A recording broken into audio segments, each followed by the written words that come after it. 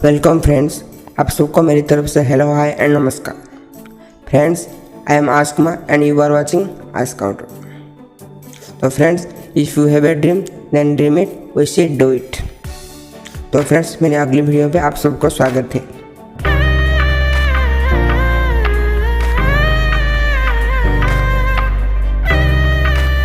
तो friends, video का title देखकर आपको थोड़ा थोड़ा समझ आ चुका होगा कि वीडियो किसके ऊपर है। तो फ्रेंड्स, ये वीडियो ब्राइब के ऊपर है। तो फ्रेंड्स, मेरा वीडियो का टाइटल है कि who is the successor of bribe, यानी कि घूसखोर का कौन दायद है, यानी कि बारिश कौन है। तो फ्रेंड्स, इससे पहले हम घूसखोर के बारे में जान लेते हैं, यानी कि ब्राइब क्या है और ब्राइब किसे कहते हैं। When money or a gift is given to person so that the favor of donor, simply कह सकते हैं respect of the money in any case is done in his favor, it is called as bribe. It is an economic and criminal offensive as well as social evil. जब किसी व्यक्ति को रोकड़ा या कोई उपहार इसलिए दिया जाता है कि किसी मामले में धन पाने वाले व्यक्ति का स्वभाव अपने ओर हो जाए, तो उसे घूसखोर कहते हैं, यानी कि घूस कहते हैं। तो फ्रेंड्स, सिंपल से कह सकते हैं कि अपना काम हासिल करने के लिए अप्रत्यक्ष रूप में किसको पैसा देना। तो फ्रेंड्स, यहाँ आर्थिक तौर पर एक दंडनीय अपराध होने के साथ साथ एक सामाजिक बुराई भी है। तो फ्रेंड्स, आजकल के ज़माने में हम इसके बारे में थोड़ा बहुत कुछ पता है। हम जानते हैं कि जीवन के हर छोटी बड़ी क्षेत्रों में यह प्रथा थोड़ा बहुत प्रचलित होकर आ रहा है।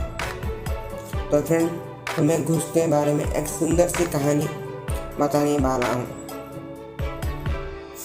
जो कि घूस का वर्तमान दायित्व कौन है उसके बारे में मैं बताने वाला हूँ। तो फ्रेंड्स, वीडियो का टाइटल है कि who is the success of bribe, यानी कि घूसखोर का वर्तमान मालिक कौन है। ये कहानी आपके जीवन में रोंगटे खड़ा कर देगा। कृपया इस वीडियो को ध्यान से अंत तक देखना। तो फ्रेंड्स, चलो अब वीडियो के ऊपर आते हैं। तो फ्रेंड्स, अब असली मुद्दे पर आते हैं, यानी कि कहानी के ऊपर आते हैं। इस कहानी का मेन कैरेक्टर है राम बाबू, जो कि एक सरकारी कर्मचारी है। राम बाबू तहसील कार्यालय में नौकरी कर रहे थे।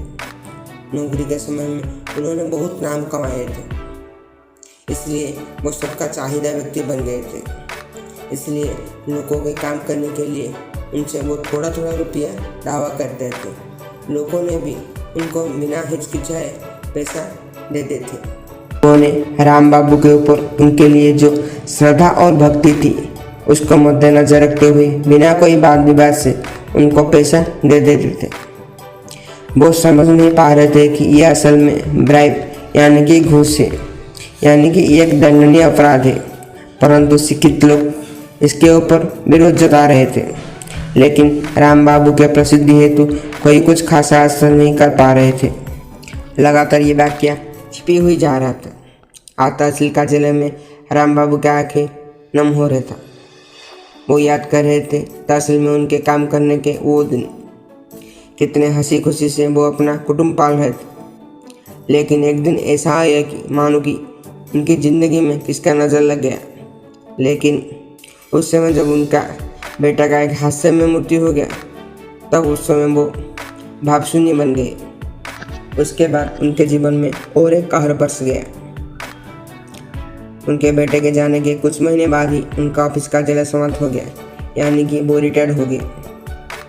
उनको और भी दुख दे गया ये बात। इसके साथ साथ उनको अपनी पोते, स्त्री एवं बहू को लेकर चल पाना उनके लिए और मुश्किल हो गया था। वर्तमान चीज़ों की दाम असाधारण बुद्धि हेतु वो और भी चिंतित हो पड़े थे। लेकिन उसके साथ साथ अपने पोते चंद्र के बारे में सोचकर वो और भी दुखित हो जाते थे। वो अपने पुराने दिन के विलासपूर्ण वैभवपूर्ण स्मृति को आज भी याद कर रहे थे। इसके भीतर 15 साल गुजर चुका है।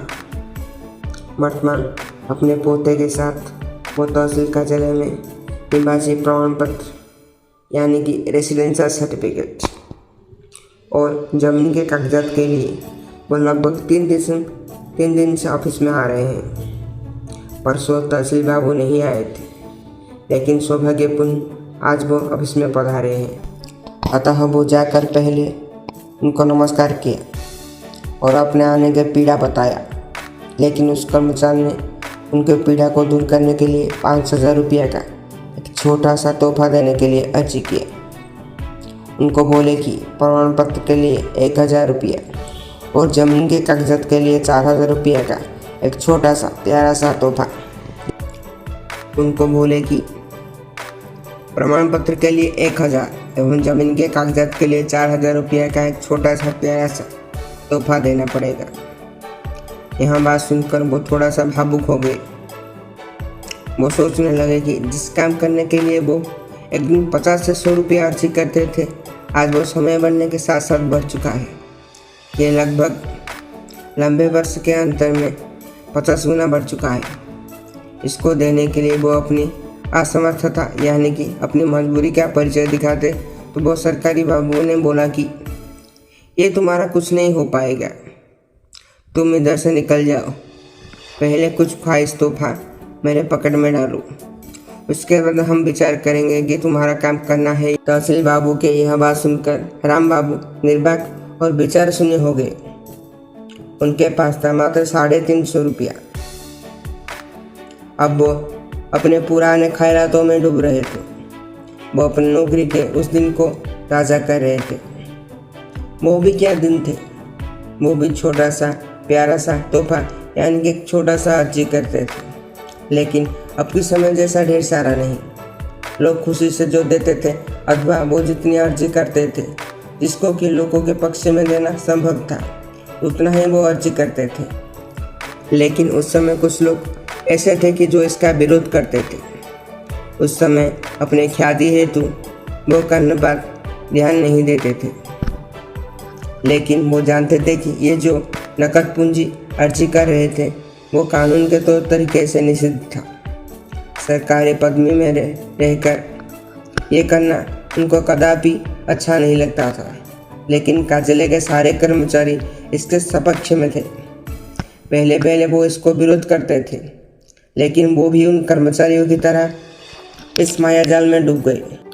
उस समय ये घूसखोरी समाज तथा मीडिया पे खास सुर्खियां नहीं बटोर रहा था, लेकिन अब का समय एवं परिस्थिति बदल चुका है। उस समय यदि वो इसका दृढ़ निश्चय विरोध करते थे तो आज ये दिन देखना नहीं पड़ता था।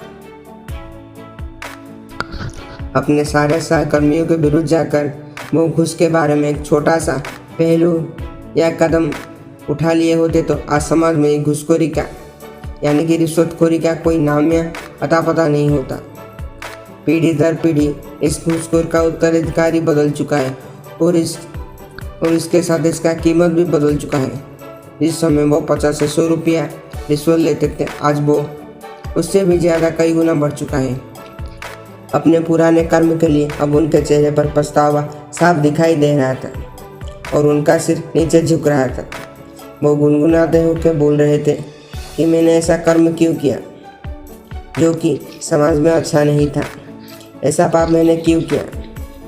यह सोचकर अपने बुरे कर्म के बारे में यह सोचकर वो वहाँ पर अपनी आखिरी दम छोड़ दिया।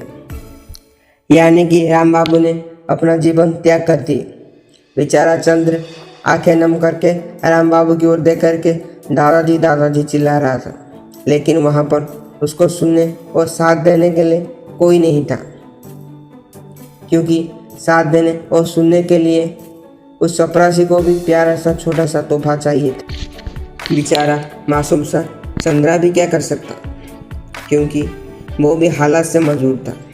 पता नहीं कि भारतवर्ष में कितने सारे ऐसे व्यक्ति हैं कि जो घूसखोरी के विरुद्ध में कुछ कर नहीं पाते, वो सब चुपचाप कर सह जाते हैं, लेकिन उसके विरुद्ध में कोई आवाज़ नहीं उठाते, क्योंकि वो सब भी हालात से मजबूर होते हैं। तो फ्रेंड्स, शेष में आपको पता चल चुका होगा कि इस वीडियो का नाम मैंने ऐसा क्यों रखा था कि who is the successor of, यानी कि घूसखोर का दायित्व कौन है। अब अब पता चल चुका होगा आपको वर्तमान का दायद कौन है।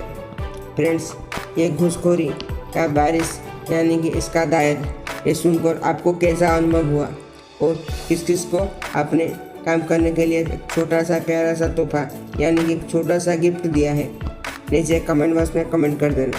फ्रेंड्स, रियल में सोच कर देखना कि इंडिया में ये होता है कि नहीं। तो फ्रेंड्स, ये कहानी आपको अच्छा लगा तो ये वीडियो को लाइक शेयर और मेरे चैनल को सब्सक्राइब कर देना। जय हिंद।